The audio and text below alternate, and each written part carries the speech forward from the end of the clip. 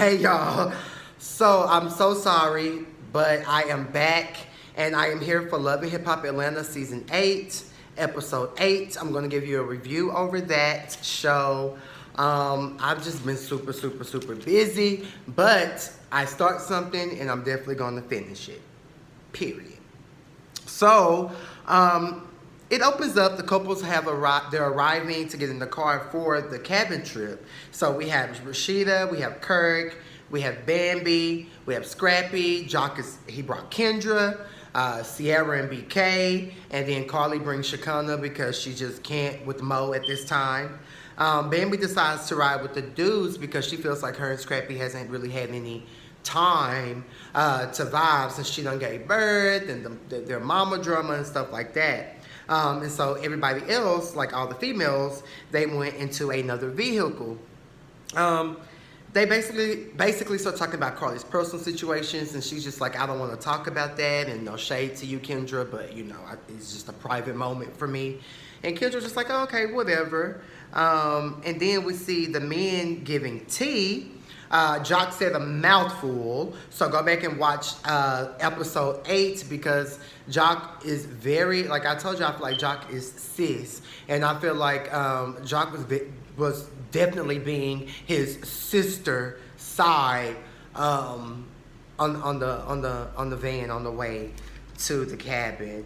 Carly and Sierra tell Kendra last year Carly and Jock were flirting, and they were allegedly in a hotel room, and Jock's penis had came out, and he was begging Carly to, you know, basically get on the dick, jump on the dick, and whatnot, and Carly is just basically giving Kendra the tea. Kendra was like, okay, all right, you know, this is what it is, I'll talk to him about it, you know what I'm saying, when the time is right. You know, Kendra didn't let Carly see her sweat, although I know that bitch was sweating. So then we see that BK, he done bought a ring. He wants to basically propose to CC. I feel like it's a little too early. She just got divorced from cheating ass shooter. You know what I'm saying? He had her going crazy, so I feel like CC needs a break. Shakana also tells Carly that, well, you know, since we're talking about he say, she say, Pooh said that you and her fucked around. Because at this time, guys, the scenes are going back and forth. So I'm giving you all of that bus ride in one. And so the girls were discussing, you know, basically he said, she said stuff, and Shakana was like, well, shit, Carly, Pooh said y'all was fucking. So if we're going to be believing he say, she say, then shit, we can believe whatever we want to believe about you and Pooh and her husband and you on the bed. Carly Red is a painter, according to Pooh. I hate a painter. Filthy. Moving on, they arrive to the cabin, and Kendra, she wants to talk to Josiel.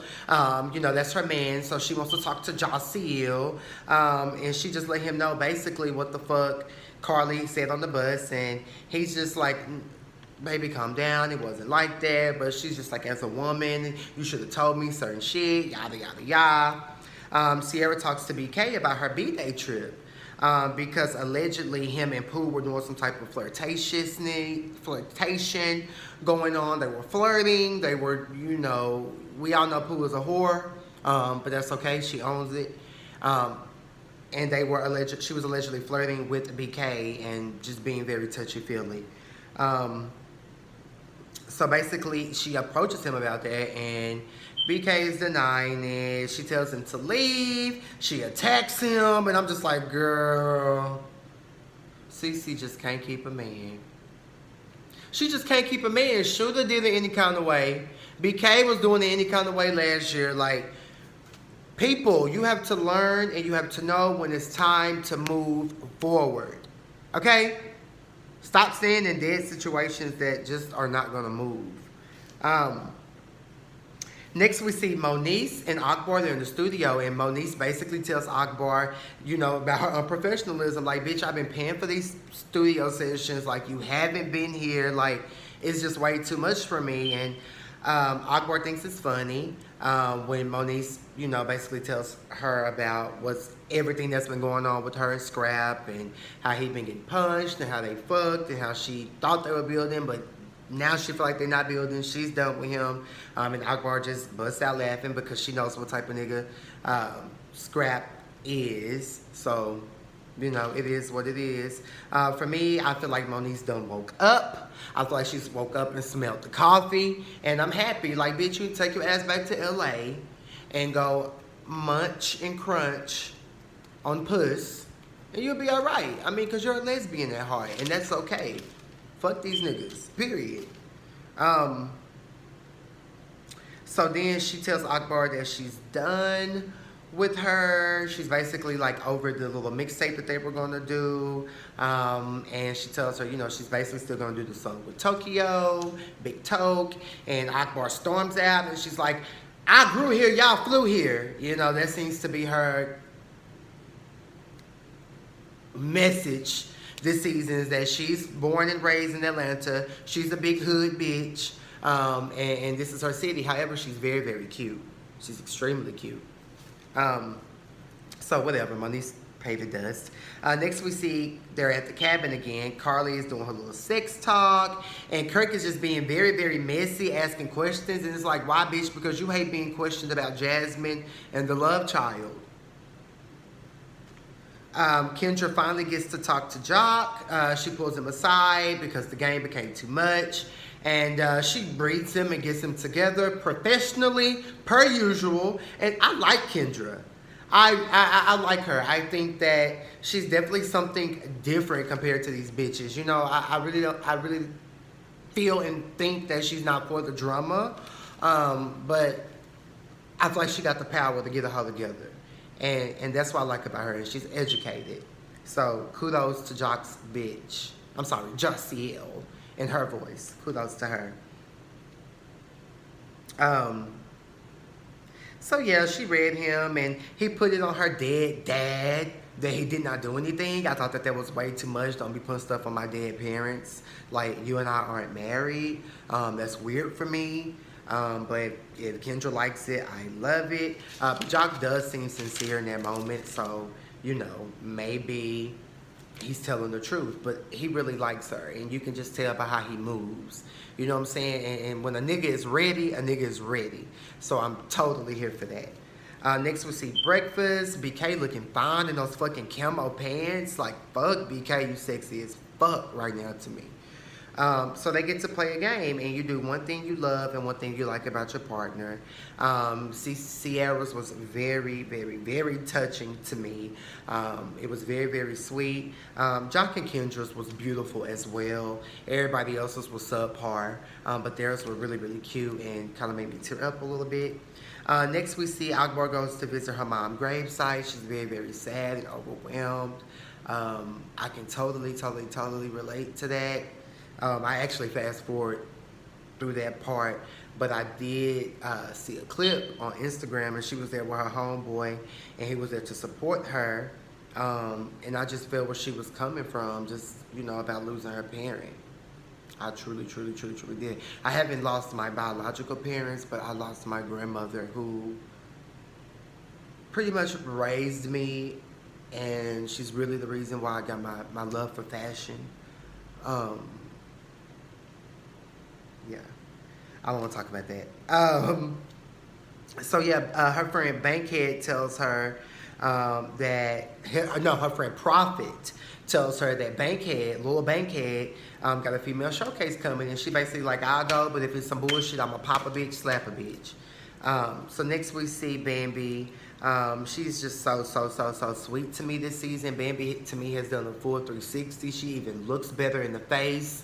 Her hair looks better. Her mouth isn't as horse-ish as it has been to me in the past, from her basketball wife days, and Bambi is everything to me. I like how she pulled Kendra to the side and wanted to talk to her woman to woman, just to, bitch, this is what's going on. Handle it how you handle it, but don't get too rowdy for these girls. That was very, very cute. Bambi tells her the real, tells her to talk it out with her man. Do not talk it out with these bitches. Listen to that. Take shit to your man. You don't never take it to the next bitch. Ever. And Bambi also tells her what she allowed is what will continue. Another gem. There's a lot of gems that were dropped in this episode, so just take them as they are. Next, we see Moniece in Tokyo, and I'm just so overhearing Moniece talk about Scrap. Next, she tells Tokyo that Akbar mad about working with her, and Tokyo, just like a bitch without a plaque, a person without a plaque, can't come for me. And I think Tokyo got a plaque for my best friend, or got some type of cloud or some type of something for that. So that's what's up. So, I mean, rightfully so, bitch. Like, a bitch with no plaque can't tell me nothing. So, moving on. We see Mo. He arrives at the cabin. He brings Carly a bag. I believe it was a Louis bag. They talk. He says he was wrong. He said he should have told her. And Carly is just in a mental frenzy. She tells him that he doesn't support her. That was very, very major to me. Like, why are you even with somebody getting engaged to somebody, Carly, who doesn't support you? If your man doesn't support you, or vice versa, or whatever the case may be, if your boo, babe, whatever doesn't truly, genuinely support you, it will not work. It won't work. It won't work. Period. And it's so unfortunate because, you know, this is just a life lesson for me to you guys. I've dated people who were in the same industry, or tried to talk to people who were in this industry.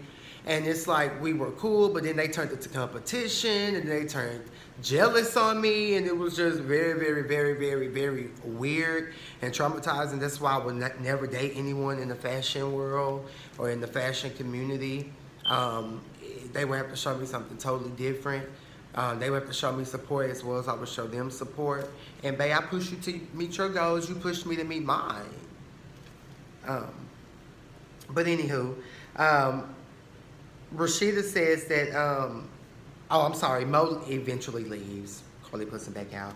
Rashida says that they both done cheated on each other, her and Kurt. But hers was early on in the marriage. Why her grandma ass revealed that, I do not know. I do not care. I'm just so sick of them.